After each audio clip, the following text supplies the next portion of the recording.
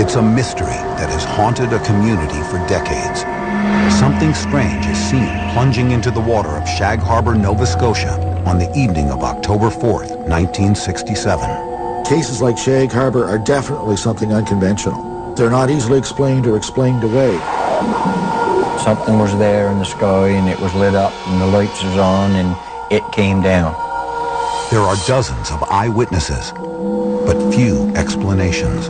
A lot of people saw something go into the water, and no one has ever given a cause or name to it.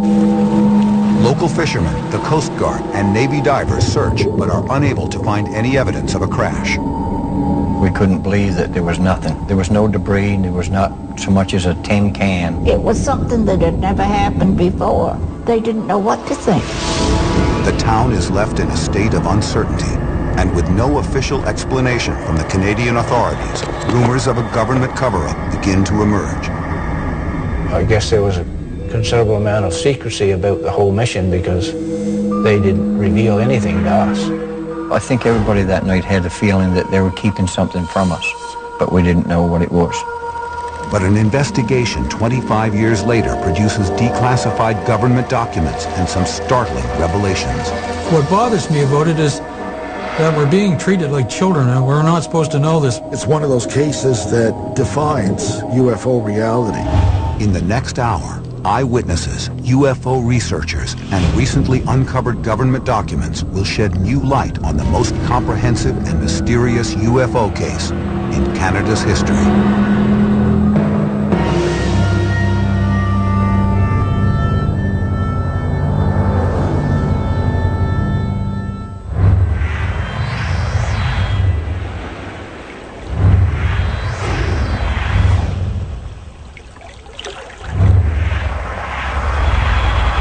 October 4th, 1967. Something unusual is happening in the skies over the Canadian province of Nova Scotia. During the waning hours of the evening, dozens of people are confounded by a series of inexplicable lights in the sky. It's a date that will later become known as the Night of the UFOs. It was a clear night, the stars were out. It was a cold night. There was a light wind. A beautiful night. Starlight. The night of October the 4th, 67, stuck with me for several reasons, and perhaps primary is the principle that seeing is believing. At 10 p.m. in the town of Dartmouth, 12-year-old Chris Stiles is getting ready for bed and takes one last look out his bedroom window. He is dumbfounded at what he sees. I saw a strange orange light that was moving along the shoreline, and it was like nothing I'd ever seen. It was dim and hard to discern any detail. So I quickly grabbed my jacket, ran out the front door, and went down to the waterfront to get a better look. A quick sprint past the warehouses brings Stiles face to face with the mysterious apparition. When I got to the waterfront, what I saw was a strange orange sphere, perhaps 60 feet through. And it was the color of an iron poker when it first glows in a fireplace if you let it get hot long enough. It was hovering, following the shoreline, perhaps 10 feet over the water. Made no sound. I was quite fearful, and after a time ran from the scene. The object drifts across the harbor as Stiles flees the area. But the initial shock leaves an indelible impression.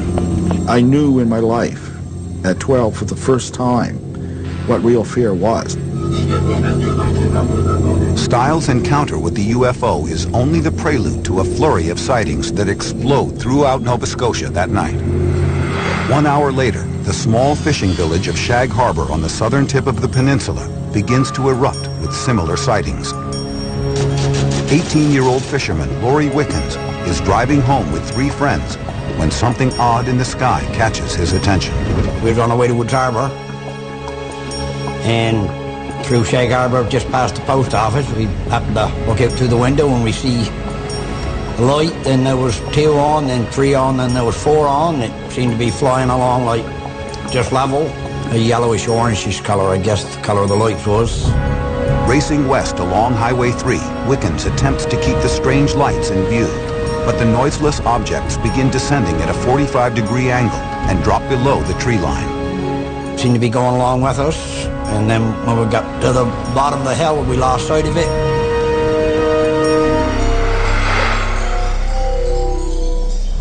A few miles away, 18-year-old Norman Smith is riding home with a friend through Bear Point Woods and sees something similar in the sky. We were chasing the girls, and we were coming on our way home, and when we first noticed the lights in the sky. The sight of the strange illuminated shapes is enough to make them pull over and watch. We stopped alongside the road. I got out, was looking at the lights. It was stopped in midair. There was 5 lights. The lowest light to the ground was like if you were looking at a full moon, and then the next one just kept getting smaller, the next one smaller. There was no sound. You couldn't hear anything.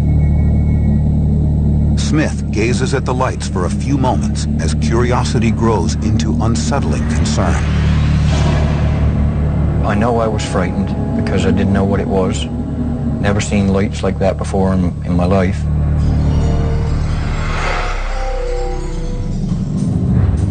Down the road, Laurie Wickens and his friends are still in hot pursuit of the strange object. They suddenly see a bright flash and hear a whistling sound like a falling bomb. They believe it may be falling into the harbor, so they speed toward the waterfront. The minute we come over the top of the hill, we could see the light in the water. At the time, we thought it was a plane. Wickens pulls into a vacant parking lot by the shore to get a better look. The light we see in the harbor looked like a half a globe, a yellowish colored light. We could see it drifting down the harbor. That was the first thing coming to mind, is go call the RCMP and report that we'd seen a plane crash, because that's what we thought it was. Wickens returns to his car, races to the nearest payphone, and calls the regional headquarters of the Royal Canadian Mounted Police, the country's national police force. It is known throughout Canada as the RCMP. The corporal on duty answers the call at 11:25 and hears Wickens' excited voice. The Mounties wanted to know what we was drinking, and we said we wasn't drinking, and wanted to know the number for the phone booth. After listening to Wickens' story, the RCMP officer on duty is skeptical, but as soon as he hangs up, other calls start pouring in. The calls come in from nearby Bear Point, Cape Sable Island, and Maggie Garren's Point, all reporting the same thing. With so many witnesses, the RCMP has no choice but to take this seriously. We got in the car to leave, and then he called back and wanted to know where he could meet us so we could see it in the water. And I told him we'd be by the Moss Plank, because that's where it was, right off of there. Meanwhile, eyewitness Norman Smith is also busy alerting people about the mysterious object above the harbor. We drove up to my father's place, and I ran in the house, got my father, and he came outdoor. We stood looking at the lights in the sky, and it wasn't too long, probably a couple of minutes, when we see the police car coming and its red lights flashing. Smith follows the speeding police cruiser to a shoreside parking lot where a crowd of witnesses has gathered.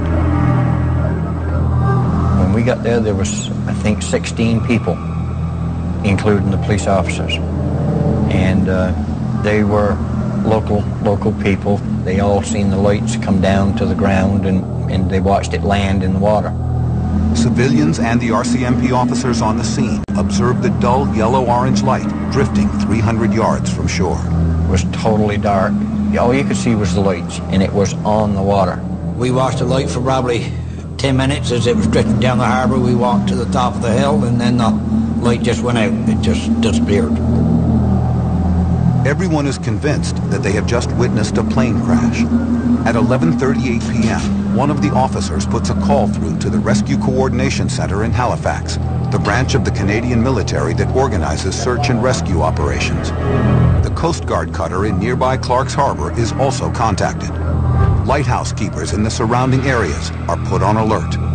I was on duty, just carrying out my regular surveillance of our navigational aids.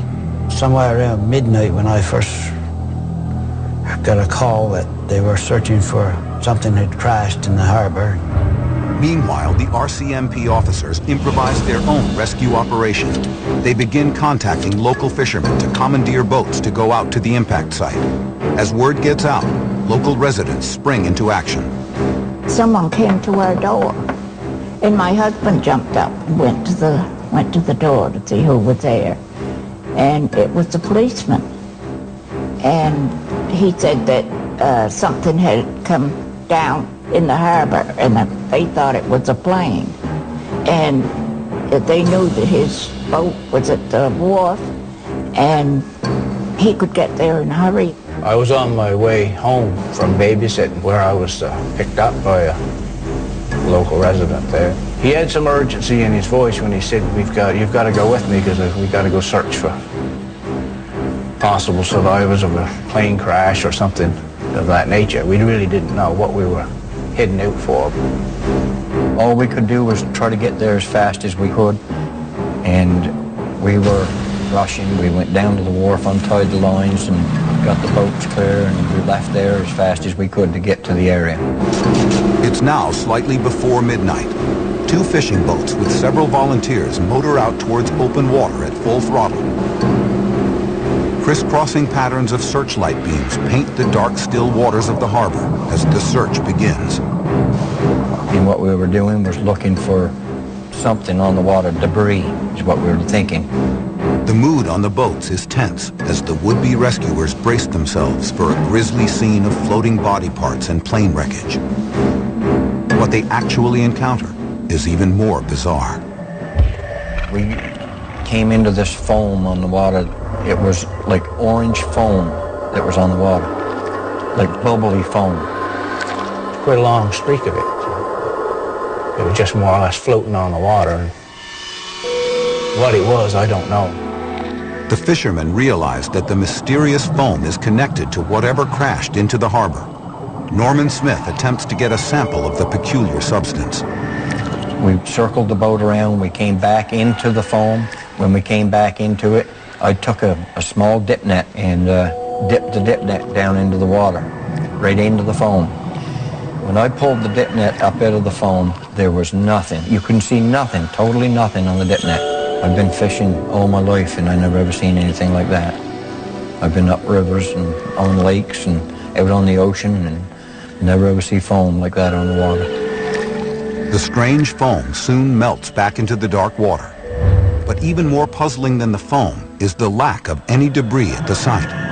If something has just crashed into Shag Harbor, it seems to have completely vanished. We had thought that whatever it was had just sunk. And I was, like you, kind of expecting to find some debris, but there was nothing. We were out there pretty near all night and circling around and looking for anything else that was on the water, any debris or anything, and we never found nothing. There was not so much as a tin can. The confusion among the fishermen in Shag Harbor is shared by the individuals back at the Rescue Coordination Center in Halifax. The RCC checks with the Air Traffic Control Center in Moncton, New Brunswick, and the NORAD Control Center in North Bay, Ontario, to determine whether any civilian, commercial, or military aircraft is missing. The reports of an aircraft crashing into Shag Harbor do not mesh with the data they get back. They realize that this is not a downed aircraft. None are missing. They're looking for something unconventional. They're starting to realize that perhaps this is some unknown object from space. The residents are certain that something fell into the dark waters of Shag Harbor, but no one seems to know what it is.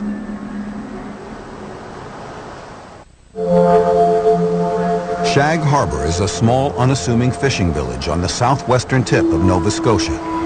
It's so inconspicuous that it does not appear on some maps. That is all about to change on October 4th, 1967. Several local residents report what they believe to be a plane crashing into the harbor. The sightings begin a chain of events that will make headlines around the world. Within hours of the initial reports, local fishermen, police officers, and the Coast Guard scour the waters of the harbor throughout the night, but find no wreckage or debris. As the sun rises the next day, the community is gripped by apprehension and uncertainty. I think everybody that night had a feeling that they were keeping something from us. Word quickly circulates that no debris has been found. With no information coming from the authorities, speculation spreads like wildfire. It was the talk of the community, you know, and there was a UFO, and of course, like everybody else, we wondered, I guess, what it could be. People became fearful. They were wondering, would there be more? Would they tangle in our nest? Would it crash in our house? What's going on here? And they just weren't getting answers. Finally, the Rescue Coordination Center issues a statement that rules out the possibility of a plane crash. At 10:20 a.m. on October 5th, the center sends a telex stamped priority to the Canadian Forces headquarters in Ottawa. The message outlines the sightings by the Shag Harbor residents and the RCMP officers. It refers to the thing in Shag Harbor as a dark object. More important, it labels the object in question as a UFO. It's unique also in that, again, the term UFO was first used by the authorities who were searching and not by the eyewitnesses. By the evening of October 5th, the Shag Harbor incident has become a military matter. After reviewing the telex from the Rescue Coordination Center, Squadron Leader William Bain sends an urgent message to the Canadian Maritime Command, Canada's naval headquarters for the Atlantic coast. It advises an immediate underwater search of the area. If the mysterious dark object left nothing floating in the sea, perhaps the dive teams can find something below the surface. Maritime Command responds by dispatching a team of divers from the Navy's Fleet Diving Unit in Halifax. They arrive on October 6th and begin diving off the deck of Coast Guard Cutter 101. You get all kinds of rumors in a small village like this, and then when the Navy shows up with divers and stuff, where you know that they must have taken it seriously because so many people saw the event in the sky. The divers section off an area of the harbor roughly 1/2 mile long by 1.5 miles wide. Well, they'd go over the side and start doing square searches. They'll pick an area and normally stake it off with a buoy on the bottom. The visibility in the waters of Nova Scotia, it's so full of plankton and so on, is usually quite limited, maybe 20 feet at the most. It was a low-tech search, simply with handheld flashlights under the water. They wouldn't let us anywhere near that area. We was out there in the boat all right, but we had to stay back away from where they were diving. As the divers are scouring the depths of the harbor, the tiny fishing village is thrust into the media spotlight. On October 7th, a camera crew from the Canadian Broadcasting Corporation arrives and films the divers in action. This is actual footage from their news coverage. Canada's major newspapers have also gotten wind of the strange happenings. Among the first to jump on the breaking story is journalist Ray McLeod of Halifax's Chronicle Herald newspaper. I was one of the night reporters on duty at the Chronicle Herald when the assignment editor just called me over and said there's a report of something going down in the harbor. A lot of people had seen it. Our CMP reported they'd seen it. And the newspaper wanted to find out what had crashed. But when McLeod attempts to find out what went into the harbor, no one has any answers. I started following up on what we got from RCMP and what we got from Search and Rescue, and that was they had no idea what had gone down. They had nothing missing. They had seen nothing drop off the radar screen anywhere in the area, and they were basically puzzled. The lack of information surrounding the incident raises McLeod's curiosity and inspires him to launch his own investigation. Anytime you don't know, it teases your imagination. You have to wonder why they don't know. When the armed forces and everyone was saying, we have no idea, we can't find anything, that's when I used one of my sources in the armed forces to get a number of someone in Ottawa. McLeod's source refers him to Squadron Leader William Bain at the Air Desk in Ottawa, a division of the Royal Canadian Air Force in charge of investigating UFO cases. Bain's response to the Shag Harbor incident is surprising. Just from what he'd heard so far, it looked like one of those few cases where there might be something concrete to the incident. And that, of course, was the quote that ended up in the headline of the paper. On October 7th, 1967, McLeod's article makes the front page of the ultra-conservative newspaper, the Chronicle Herald. McLeod is as surprised as anyone to see it there. And then the story came out, and my first reaction was, oh my God, what have I done? Okay, I never expected to see that screaming headline. It was a headline in 2-inch red letters that looked more like something you would see in the National Enquirer. And that served to fuel, again, the rumor mill and the speculation. The shockwaves of McLeod's article reverberate throughout the Canadian province and reach the depths of Shag Harbor, where the underwater search is in progress. On October 7th, Maritime Command orders 3 additional divers to the impact site. As the dives continue, the people of Shag Harbor want answers. None are forthcoming. I guess there was a considerable amount of secrecy about the whole mission because they didn't reveal anything to us. Some people were told that they weren't allowed to speak about it. We thought that in a few days' time we was going to be hearing, yes, there was a plane that went down, it was on the bottom of the ocean, or whatever it was that they found. We thought that in a few days they were going to be telling us, but nobody ever did. Maritime Command terminates the underwater search on October 8th. They announced that 3 days of searching the harbor have yielded nil results. 5 days after the sightings, the residents of Shag Harbor are no closer to understanding what crashed into the water the night of October 4th. But the end of the underwater search is just the beginning of a UFO case that is about to become even more perplexing.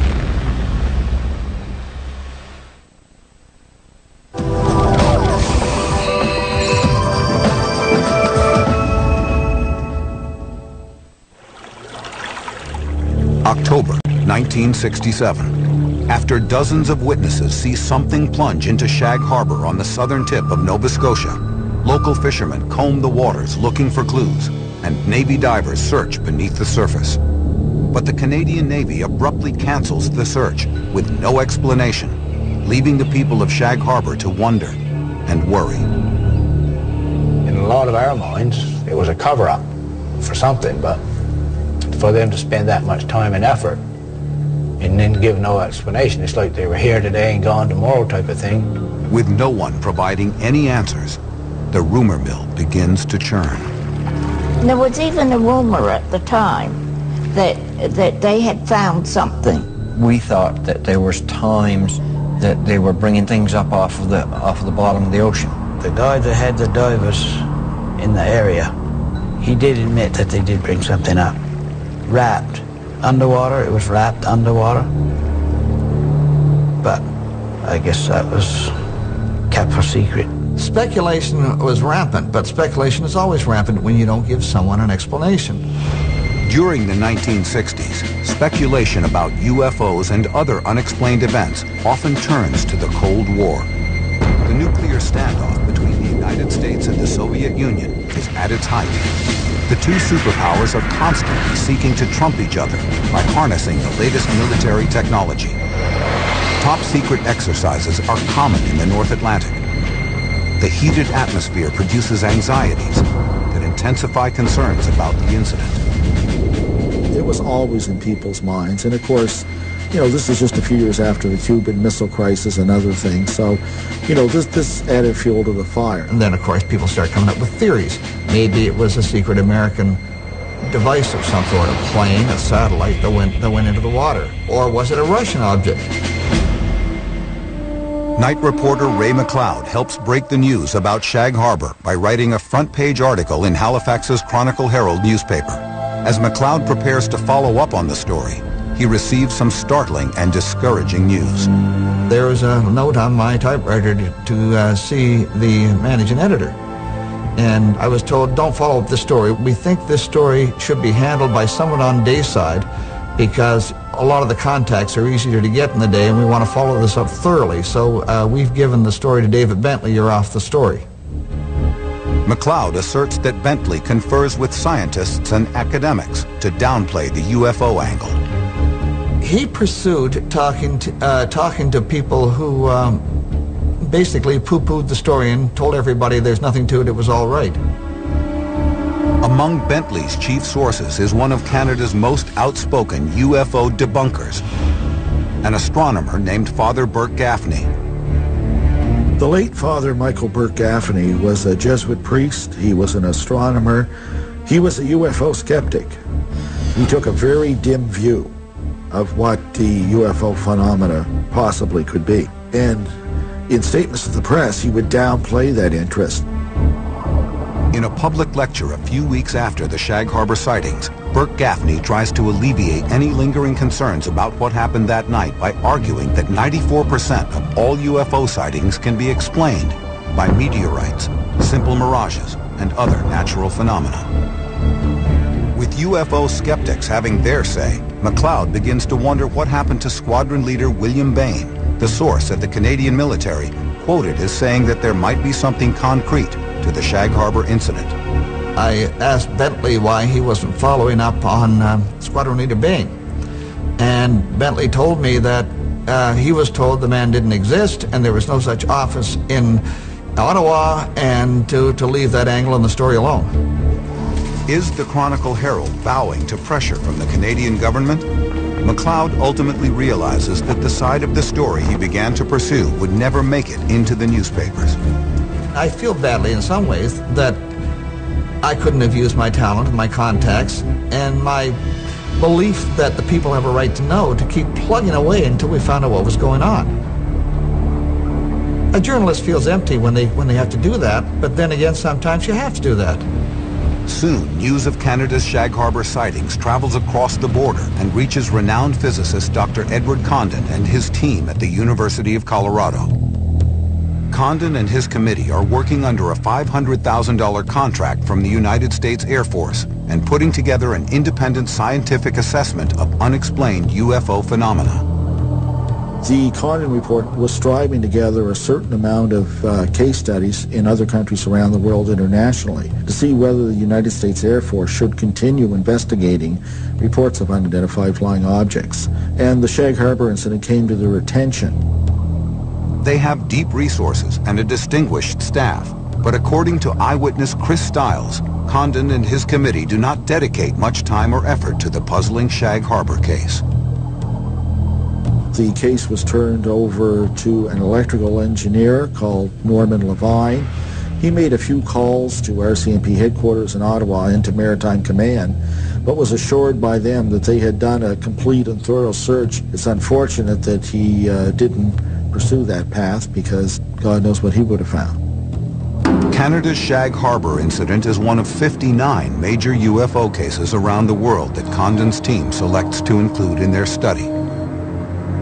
They submit the final report to the Air Force on October 31st, 1968. But case number 34 receives only a few paragraphs in the 900-page tome. The report defends the lack of initiative in Shag Harbor by arguing no further investigation by the project was considered justifiable. This conclusion of the Shag Harbor case is consistent with Condon's overview of UFO research. Our general conclusion is that nothing has come from the study of UFOs in the past 21 years that has added to scientific knowledge. I think one of the things that happens when a serious scientific study is carried out to look at the UFO situation in specific cases, there's often a criteria that's very formal and rigid. And often what happens is the best cases somehow, no matter how you use your definitions, no matter how careful you are, will slip through the cracks. And I believe that's what happened to Shag Harbor. With no one pushing for answers, Canada's Shag Harbor incident becomes another unexplained mystery that is all but forgotten. It quickly faded from the headlines and became a back-page story, and a month later it would have been hard to find anything on it, and people went home, made a sandwich, went to work, life went on. But 25 years later, a new investigation is launched into the Shag Harbor incident. This time, some startling revelations make it clear that the book should never have been closed on this case.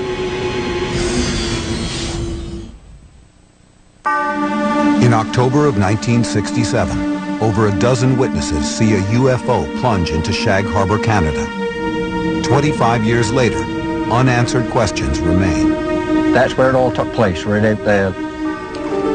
We knew that something came down out of the air and something landed in the water. But what it was, we didn't know. One of the other eyewitnesses that night cannot forget what he saw over the harbor. Chris Stiles had seen the UFO from his home in Dartmouth, Nova Scotia. In 1992, while watching TV one night, everything would change. I had watched a rebroadcast of the Unsolved Mysteries episode that dealt with the Roswell incident. And it made me think about Shag Harbor. And what I remembered and what was so tantalizing about Shag Harbor was that there was no denial that the authorities believed that this was a genuine UFO incident. And it had simply faded from memory. Stiles decides to launch his own investigation into Shag Harbor. He requests documents from the Canadian National Archives and the Department of National Defence using Canada's Access to Information Act. In a few weeks, the government documents arrive on spools of microfilm at the main branch of the Halifax Library. A tedious search begins. As you sit at the viewer and start going through document after document, you realize that often these collections were compiled by bureaucrats who threw away nothing. The microfilm contains thousands of documents of UFO cases across Canada from 1965 to 1981. You're looking for an extraterrestrial straw in a terrestrial haystack. Stiles spends weeks at the microfilm viewer until he hits pay dirt. It was all there. Priority telexes from the Rescue Coordination Center to the Canadian Forces Headquarters. Instructions from the Canadian Maritime Command to the Atlantic Fleet Diving Unit. And reports by dozens of witnesses. Stiles realizes that he is looking at the biggest UFO event in Canada's history. And I only saw one that had UFO written on it with 3 big letters, underlined 3 times, and that had to do with the Shag Harbor incident. I knew very early on that I had primary documents and a paper trail a mile wide here. Has Chris Stiles stumbled upon a Canadian government cover-up? Stiles decides he needs help. He contacts fellow UFO researcher Don Ledger to assist with his investigation. Chris Stiles was very passionate about Shag Harbor. He'd been at it for about a year to a year and a half at that point, researching it, digging out the documents and so on. And he was infectious, eventually dragged me into it as well. A careful examination of these declassified documents paints a vivid timeline of the events and helps bring the night of October 4th, 1967 back to life. I was very impressed with the paper trail for the Shag Harbor incident. It just pretty much laid out the whole thing. For Stiles, the documents also suggest that the Canadian military knew more than they were telling. I think what surprised me most was how comfortable these military people seemed with the possibility that they might actually be looking for an object of extraterrestrial origin. In a sense, it was kind of an acknowledgement of UFO reality. Stiles uncovers documents that demonstrate that the sightings of October 4th were not confined to Shag Harbor alone. Reports came in from witnesses from all over Nova Scotia that night. He then comes across eyewitness testimony from an unexpected but extremely reliable source, experienced airline pilots. At 7:15 p.m. on October 4th, 1967, 2 pilots on Air Canada Flight 305 are flying at an altitude of 12,000 feet over southeastern Quebec. Captain Pierre Charbonneau and First Officer Robert Ralph glance out of the left cockpit window and see something astounding. What they saw that night was a large, round, colored object in the sky that looked like, to them, like a kite with a tail on it. It was off their left wing and just slightly above their altitude. The experienced pilots are at a loss. They observe the strange shape for several minutes when suddenly they see a series of explosions. According to their testimony, they begin to take evasive action when the UFO disappears into a wisp of clouds. After some deliberation, the pilots decide to file official reports about the bizarre occurrence. It's not common for pilots to go on record and report a UFO, particularly commercial pilot, because of maybe some recrimination later on from his employers, or maybe some ridicule from his peers. Continuing his research, Stiles uncovers more information from an unexpected source. At St. Mary's University in Halifax, Stiles finds a treasure trove of X-Files collected by none other than the UFO skeptic who had downplayed the Shag Harbor incident in the press, Father Burke Gaffney. And an X-file is not just a secret file, but a file that is not admitted to by the originating agency. So it was great that they were there because there was no record of these in Ottawa, either at National Archives or RCMP headquarters. The RCMP X-Files collected by Burt Gaffney provide more telling details about the night of October 4th. One report includes the testimony of a ship captain named Leo Mercy. He's the captain of a fishing dragger that has 18 men. It's off the coast of Sambor, Nova Scotia. And it's got 4 UFOs in the distance in a box pattern. And he looked at them, and then he went and he checked and he found them on radar. But Mercy's report contains something even more puzzling, a reference to another underwater search near Shelburne, 31 miles northeast of Shag Harbor. His statement in this X-File, he says, perhaps it's like the thing they're looking for down off Shelburne or off Shag Harbor. So this would seem that there was indeed a second simultaneous search effort. Did the UFO somehow travel away from Shag Harbor after it crashed? As it happens, the town of Shelburne is also home to a former Canadian military base. Is it somehow connected to the secrecy surrounding the Shag Harbor sightings? In fact, during the 1960s, the Shelburne facility was officially called an Oceanographic Institute, but its real identity was shrouded in Cold War intrigue. In its heyday, it served as a top-secret listening post to track Soviet submarine movements in the North Atlantic Ocean for the U.S. Navy. A Soviet submarine would come out in the Atlantic from Russia and go on its tour. They would pick up the engine noises and the hull sounds made by the submarine passing through the water on the microphones. This would be fed into a computer so they could get a match later on for if the same submarine came up. Could the Canadian authorities have used this submarine tracking technology to locate a submerged UFO? Was the Navy secretly searching the waters off Shelburne while all eyes were focused on Shag Harbor? To continue his investigation, Stiles sets out to track down those who would know best, the divers who actually probed the depths of Shag Harbor.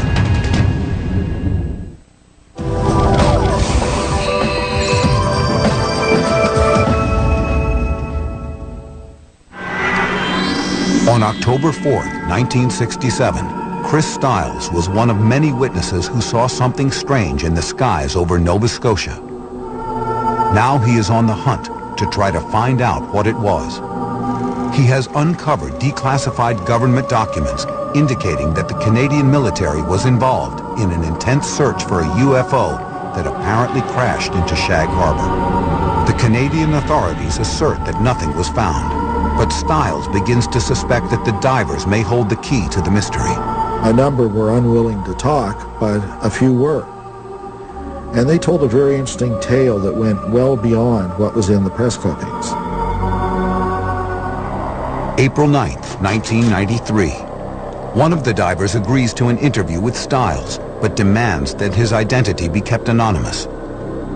Stiles is shocked when the diver informs him that they did indeed find something underwater, but it was not in Shag Harbor. He eventually explained that by the time divers had arrived in Shag Harbor, they knew the object was no longer there, that indeed it had come to rest on the seabed 25 miles away, off Government Point near the Shelburne base. Had the UFO eluded the search efforts at Shag Harbor by traveling underwater under its own power up the coast of Nova Scotia? If true, this would mean that the Canadian military conducted a secret search at Shelburne that was then concealed from the public. The diver's new revelation is confounding to Stiles. I found the Shelburne story very troubling. You know, there were a lot of things that were certain. We had government documents, but now there was a black box element to the case. And at first I was very wary of it, very dubious of the claim. Now, Chris Stiles is wondering if the naval search at Shag Harbor was just an elaborate decoy for the real search the diver is now telling him about. When pressed for details, the diver's story becomes even more incredible. When the divers were dispatched to the Shelburne location, they dove over the object and found that indeed there was, in fact, even a second object there, which they described as lending assistance to the first. I didn't know what to make of this. This was well beyond events in the Shag Harbor incident. The diver informed Stiles that a flotilla of U.S. Navy and Canadian ships actually anchored over the two objects at Shelburne and monitored their activities. And as he said, when he dove, him and a partner, they were shocked to find there was still activity going on, and they indeed saw beings. They were on the bottom, and they watched what they thought was creatures from one object giving aid to the other object. The Canadian diver's story does not end there. He says that the Navy flotilla observed the two UFOs for 7 days. Suddenly, the operation was interrupted by a Russian submarine crossing into Canadian territorial waters. At this critical juncture, the Navy ships were diverted to intercept the sub. They attempt to intercept the Soviet sub, trying to cut it off. And it's at this point, when they're doing this maneuver, that the two UFOs begin to move back toward the Gulf of Maine, and indeed, eventually, as reported, break the surface and fly away. Are there any witnesses on record that can corroborate the diver's fantastic story? Did anyone see these two UFOs leaving the waters off Shelburne? Perhaps. At 10 o'clock on October 11th, 1967, exactly 1 week after the Shag Harbor sightings, the mysterious lights in the sky were seen once again, this time by a family in Lower Woods Harbor, 35 miles from Shelburne. We look at what's known as the Lachlan Cameron sighting 1 week later, to the hour, and we see two sets of lights leaving the area of Shag Harbor and flying away. It fits the diver's story like a glove. It's hard to ignore that synchronicity. And we are left to wonder, did an alien spacecraft really crash into Shag Harbor as the Navy diver suggests? Or could there be another explanation? An important clue to that question may still exist if what one former lighthouse keeper says is true. The second day, I did find a cylinder. I knew it was something different, something I had never seen before. It was a cylinder type shape, 30 inches, 30 to 40 inches long maybe, 15, 18 inches in diameter. Had been partially burned, wires protruding, terrible odor. After finding the cylinder on the rocky shore of Bon Portage Island, Banks says he notified the Canadian Department of Transportation. They informed him to carefully pack the object and deliver it to an American naval officer at Prospect Point Wharf. It had to be something that they needed bad, wanted bad, because they flew him in from Virginia. Or that's just what he told me. But what was inside the cylinder that was so urgent and so secret? I was working for the federal government at the time, and I don't really feel comfortable answering it. It's an ongoing mystery that continues to invite speculation. For some, the evidence points to the secret military experiments of the Cold War. Theorized in my own mind that probably this was some kind of an experimental drone or something that they had back then. One of the first ones that they had that somehow got away from them. I think it was a surveillance type of thing, and it either crashed on its own or they crashed it. My opinion was still it was a plane, American military plane. Others contend that something capable of operating both above and below the water can only be extraterrestrial. Even now in this time of stealth aircraft, we still don't have anything that's both aerodynamic and hydrodynamic. What the object is, that's what everybody always wants to know. What was the object?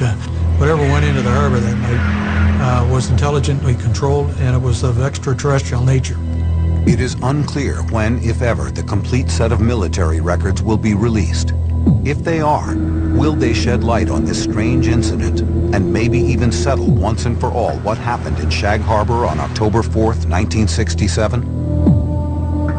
Until then, we are left with the mystery, speculation, and the fading memory of the people who saw something very unusual crash into the ocean that night. Today, I still scan the sky looking for something that might be different or something like what I seen back 30-odd years ago.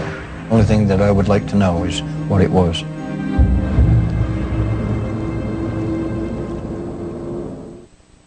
A railroad car ferry, big like a football field, and all steel, sinks. Nobody can figure out why. There it is. The evidence is right in front of us. Human error or design flaw? Dive and explore the worst car ferry disaster ever. Train wreck in Lake Michigan on Deep Sea Detectives. Tonight at 10 on the History Channel.